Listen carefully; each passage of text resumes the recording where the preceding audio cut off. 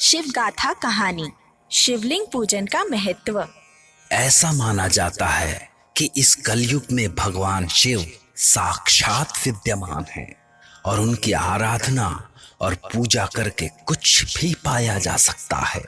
भगवान शिव के बारे में सुनना, उनका भजन कीर्तन करना और उनको मन से स्मरण करना तत्काल फल देता है। लेकिन ये भी माना जाता है कि जो भक्त इन तीनों विधियों से शिव की आराधना न कर सके, वो शिवलिंग की स्थापना कर उनकी पूजा से उनको प्रसन्न कर सकते हैं। इसी लिंग पूजन को लेकर बहुत समय पहले की एक कथा है कि एक बार ऋषियों ने सूत जी से पूछा कि भगवान शिव की ही लिंग की पूजा क्यों की जाती है और देवताओं के लिंग की पूजा क्यों नहीं होती।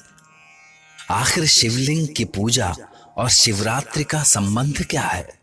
तब सूत जी ने कहा, ऋषिगण, इस प्रश्न का उत्तर देने वाला भगवान शंकर के अलावा और कौन हो सकता है। इसलिए भगवान शंकर ने जो कुछ कहा है उसी को मैं आपके सामने दोहराना चाहता हूं। केवल भगवान शिव ही हैं जो ब्रह्म रूप हैं, निराकार हैं, और ये शिवलिंग रूप उनके निराकार स्वरूप का ही प्रतीक है।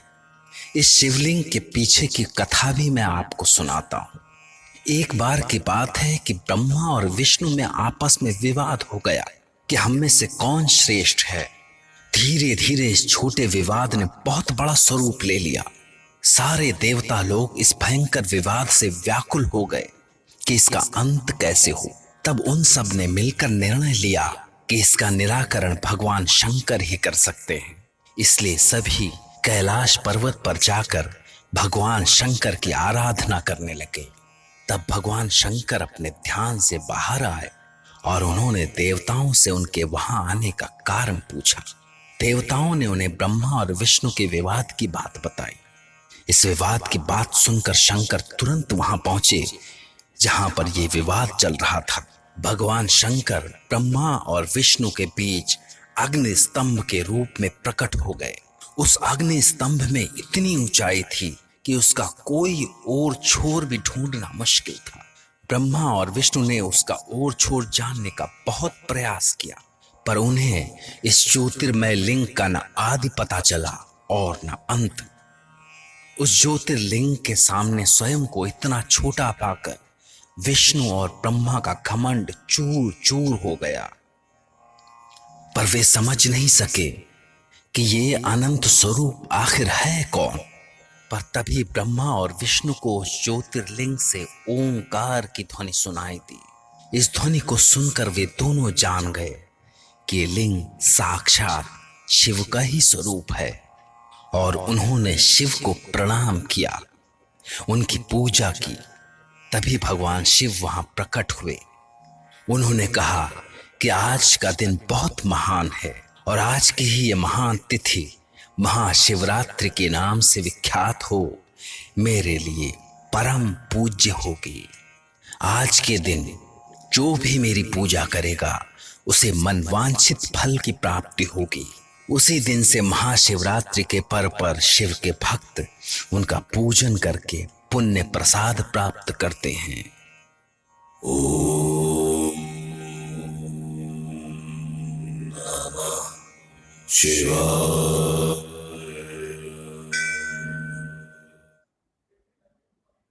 ओम नमः शिवाय। शिव गाथा कहानी, महादेव शिव के 5 तारों का वर्णन। भगवान शिव की लीलाएं अनंत हैं। वे ईश्वरों के भी ईश्वर हैं। वे सर्वव्यापक, महान, गौरी के प्रिय और स्वामी कार्तिक के जन्मदाता हैं। पर बहुत कम लोग जानते हैं कि शिव के अवतारों के अलावा 5 अन्य अवतार भी हैं जो सद्योजात, वामदेव, तत्पुरुष, अघोर और ईशान नाम से जाने जाते हैं। इन 5 अवतारों से वे सत्पुरुषों और अपने भक्तों का कल्याण करते हैं। ये कथा उन्हीं अवतारों की है। ये बात 19वें कल्प की है। इस कल्प में भगवान शंकर का सद्योजात नाम का अवतार हुआ था। यह उनका पहला अवतार कहलाता है। उस समय ब्रह्मा ब्रह्म के ध्यान में लगे थे। उनकी इस ध्यान की अवस्था में ही एक कुमार जन्मा, जो सफेद और लाल रंग का था। उसके सिर पर शिखा थी और वो देखने से ही साक्षात ब्राह्मण का रूप लगता था। ब्रह्मा ने जब ध्यान लगाकर देखा तो उन्हें उस कुमार में भगवान शिव की छवि दिखाई पड़ी। पर अभी भी उनके मन में शंका थी कि ये साक्षात शिव दिखाई देने वाला बालक है कौन। तब ब्रह्मा के मन की शंका दूर करने के लिए भगवान शिव स्वयं वहां प्रकट हुए। उन्होंने ब्रह्मा को ज्ञान देकर सृष्टि रचना की शक्ति दी। इसी शक्ति के कारण बाद में ब्रह्मा ने सृष्टि की रचना की। जब रक्त नाम का कल्प आया तो ब्रह्मा का शरीर लाल रंग का हो गया था। तब ब्रह्मा पुत्र प्राप्ति के लिए ध्यान लगाकर बैठे थे। तभी उनसे एक पुत्र प्रकट हुआ। उसके शरीर पर लाल रंग की माला और लाल वस्त्र ही सुशोभित थे। जब ब्रह्मा ने ध्यान से देखा तो उन्हें पता चल गया कि ये स्वयं देवों के देव महादेव शिव हैं। इस तरह आगे के तीनों कल्प में भी जब ब्रह्मा पार ब्रह्म का ध्यान कर रहे थे, तभी उन्हें शिव के 3 अवतारों के दर्शन हुए। इन तीनों अवतारों वाले कुमारों का रंग पीला, काला और सफेद था। इन तीनों अवतारों का नाम तत्पुरुष, अघोर और ईशान हुआ। बाद में इन्हीं अवतारों की 5 मूर्तियां भी हुई, जो ईशान, पुरुष, घोर, वामदेव और ब्रह्म के नाम से विख्यात हुए। ऐसा माना जाता है कि इस कलयुग में जो भी मनुष्य सच्चे मन से देवाधिदेव महादेव शिव के इन 5 स्वरूपों की पूजा अर्चना करता है, उसके समस्त दुख अपने आप दूर हो जाते हैं और वो निसंदेह जन्म मरण के बंधन से मुक्त होकर भव सागर पार कर शिव की कृपा से शिवलोक को प्राप्त होता है।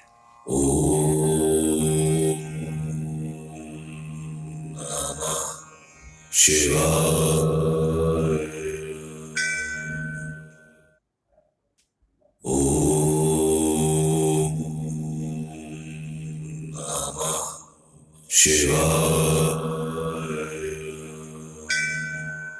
गाथा कहानी, नंदीश्वर अवतार की कथा। भगवान शिव के अनंत रूप हैं और इन्हीं अनंत रूपों में एक है नंदीश्वर अवतार। नंदीश्वर साक्षात शिव के ही अंश हैं। महादेव शिव के इस नंदी रूप की कथा स्वयं एक बार नंदी ने सनत कुमार को सुनाई थी। इस कथानुसार बहुत पहले की बात है कि शिलाद नाम के एक महाधर्मात्मा मुनि हुआ करते थे। उन्होंने घोर तपस्या करके इंद्र को प्रसन्न किया और उनसे ऐसा वरदान मांगा कि इंद्र स्वयं भी ऐसा वरदान देने का साहस नहीं कर सके। दरअसल वरदान के रूप में वे एक ऐसे पुत्र की कामना कर रहे थे जिसकी कभी मृत्यु ही न हो। तब इंद्र ने उनसे कहा, मुनिवर, आप जाकर भगवान महादेव को प्रसन्न कीजिए, क्योंकि ऐसा वरदान तो वे ही दे सकते हैं। इंद्र का आदेश पाकर शिलाद मुनि भगवान शिव के घोर तप में लग गए। उनकी तपस्या ऐसी भयानक थी कि वे वहीं पर मूर्छित हो गए। तब प्रसन्न होकर भगवान शिव माता पार्वती सहित उनके समक्ष प्रकट हुए और शिलाद मुनि को होश में लाकर उनसे वरदान मांगने को कहा। तब शिलाद ने कहा, हे महादेव, यदि आप सचमुच मुझसे इतने प्रसन्न हैं तो मुझे ऐसा वर दीजिए कि मुझे आपकी ही तरह मृत्युहीन पुत्र की प्राप्ति हो। तब महादेव शिव ने कहा, हे मुनीश्वर, पूर्व काल में भी कई ऋषियों, मुनियों, देवताओं ने आराधना करके मुझसे मेरे ही अवतार स्वरूप को मांगा है। फिर भी मैं आपकी तपस्या से प्रसन्न होकर आपको ये वरदान देता हूँ कि आप मेरे पिता होंगे और मैं आपका आयोजित पुत्र बनूंगा और मेरा नाम होगा नंदी। इतना कहकर महादेव शिव और पार्वती अंतर्ध्यान हो गए। मोह मांगा वरदान पाकर शिलाद मुनि प्रसन्न मन से अपने आश्रम को लौट गए और ऋषियों से ये सारी घटना कह सुनाई। फिर एक दिन की बात है जब शिलाद मुनि यज्ञ करने के लिए भूमि को जोत रहे थे। तभी यज्ञ होने से पूर्व ही उनके शरीर से एक बालक उत्पन्न हुआ। बालक को देखकर पिता शिलाद बहुत प्रसन्न हुए और उन्होंने उस बालक की आराधना करते हुए कहा, हे नंदी, तुमने महादेव शिव के अंश से पैदा होकर मुझे आनंदित कर दिया है, इसलिए मैं भगवान शिव को नमस्कार करता हूँ। जब पिता शिलाद नंदी को लेकर अपनी कुटिया में पहुंचे तो नंदी रुद्र रूप को त्याग कर मनुष्य रूप में हो गए और शिलाद मुनि ने नंदी के सभी संस्कार किए। पर तभी एक त्रिकालदर्शी ऋषि उधर से गुजरे। उन्होंने भविष्यवाणी की कि नंदी की आयु केवल 1 वर्ष ही शेष है। ऐसा सुनते ही शिलाद मूर्छित हो गए। तब नंदी ने कहा, पिताजी, आप चिंतित न हो, मैं अपनी इस मृत्यु को शिव के नाम का जाप करके जीत लूंगा। और नंदी ने अपना ये वचन सत्य करके भी दिखाया और वे शिव कृपा से अजर अमर हो गए।